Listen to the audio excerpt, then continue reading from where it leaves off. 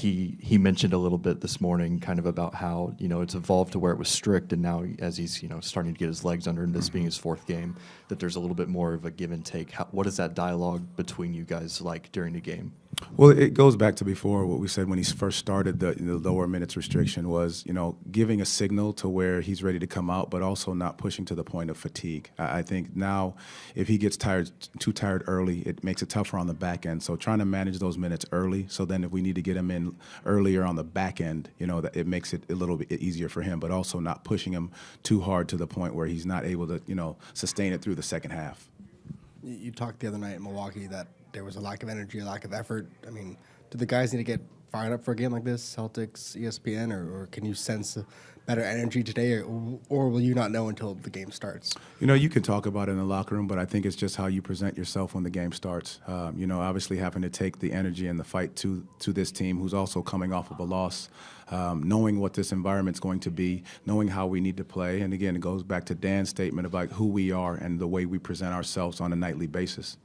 Someone who often provides energy is Jalen Suggs. We talked to him this morning, just the fact that he's back on the team, back with the team, back on the road, just how good is it to have him around and walking and doing some stuff? I mean, I know he said it. He's itching to get back on the floor, and anybody that's been out for more than 2 or 3 games, you sense how bad you want to be with your brothers on the floor. But his energy, his enthusiasm, his ability to keep the spirits up in the locker room, he has a contagious energy, and I think that's what we miss, a ton out of him, other than his defense and playmaking, but just his ability to be around these guys in the locker room is so very important for this entire group because it's who we are, and that's how we stay connected.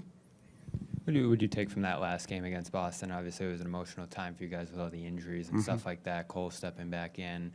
How were you able to challenge them and ultimately come out with a win that night? And what did that do for you guys?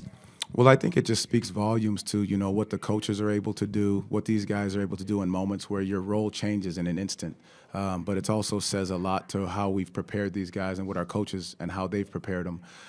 In these moments when guys go down and we're asking other guys to step up, your role goes from, maybe small to a lot more. But it's nothing that they haven't worked on, that they haven't watched, that they haven't seen. But just being able to step up in any moment, to answer the call for whatever's been they're challenged to do. Well, how difficult has it been to assess your team? Like, you lose Paulo early, now Franz, like, you don't have a full roster. It might not till maybe March. Like, how difficult is it to say, okay, this is who we are when you got guys in and out? And will you ever be able to kind of assess your team before the postseason? Well, I think it's a great thing, honestly, because you're giving these opportunities to some of these guys who may not have had that opportunity. So what we're assessing is more about the standard and style in which we play. Have we defended the right way the entire time? Which I would say yes. Do we have some lulls? Absolutely. Every team does throughout the NBA season. Offensively, are we finishing and getting the right shots that we need? And for the most part, we have done those things. So it's a little bit easier than we think to assess it because it's a standard and style of play no matter who's on the floor. Now, as we integrate these guys back, we're going to have to now evaluate it a little bit differently because teams are going to play us differently, as Paolo's back on the floor and as Franz gets back and Jalen gets back. These guys have only been together for about 5 games. So our ability to recognize our standard and keep our standard no matter who's on the floor. Yeah, along those lines, what has the process been like working Paolo back in, and what has that done for the group as well? Well, it's a give and take, and I think a lot of times when you're working, your star back in the lineup, guys tend to defer. And so being able to, have that line of communication that says, he's back, but he's also a star that's going to try to do the right thing by everyone. He wants to make the right play, so you don't have to just say, I'm going to find you every time on the floor, because he's going to make the right play. Go play the way we've been playing, and now he's going to add more to it, because the looks will be a little bit easier because there's double teams. They're going to shift over a little bit more to him. So now if we continue to play like we've been playing with our standard, the shots should be a little bit easier. We should have more space on the floor in a lot of ways. I know you guys aren't one to use excuses or anything like that for the lack of energy that maybe you guys played with Wednesday night, but when we talked to some of the guys earlier in the year and they talk about how a great team is player-led, do they recognize that their energy is kind of what sparks or can cause some of those lulls that may happen in the middle of the season? Well, what I really think in that Milwaukee game, you go back and look at it, and what essentially happened was we came out, I think we defended the right way. And then we saw, I always talk about the offense not impacting the defense. Well, we had some wide open, clean looks. I mean, Cole had a wide open corner three to start the game, gets the rebound back, goes up, shoots a floater, misses it, come down the next possession. I think Caleb had a wide open three, and you're defending this way the whole time. And they were hitting a bunch of tough mid-range shots, which was, where we want them to live. And as the ball doesn't go in, it can take a little bit of the energy away. But we continue to fight that, and that's the most important piece for us is don't worry about whether shots go in or out. We've got to focus on our defense and sustain that for 48. Coaches around the league, I think, have praised your group's effort and just ability to push through all these injuries. Do you feel like that's something where at the beginning of the season you just felt like, there's a bunch of high character guys here, this is a special group? Is that something that you have to preach from the top and you kind of have to get buy-in? What makes it feels like every year there's a couple teams that are just the really hard playing teams night in, night out.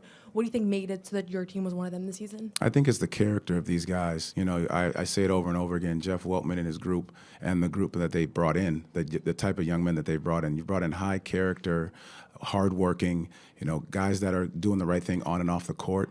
And so these guys actually, owned what they want to do. They started this summer, and when they got together on their own as a group and said, here's how we need to play, here's what we need to be about, because we understand how close we were in these instances. And so I think they push each other in order to be great, and then it makes it easier for the coaches to hold them accountable to the things that they've talked about early on. Defensive coverage has gotten more complicated over the years. Just so many different screening pairings you have to account for.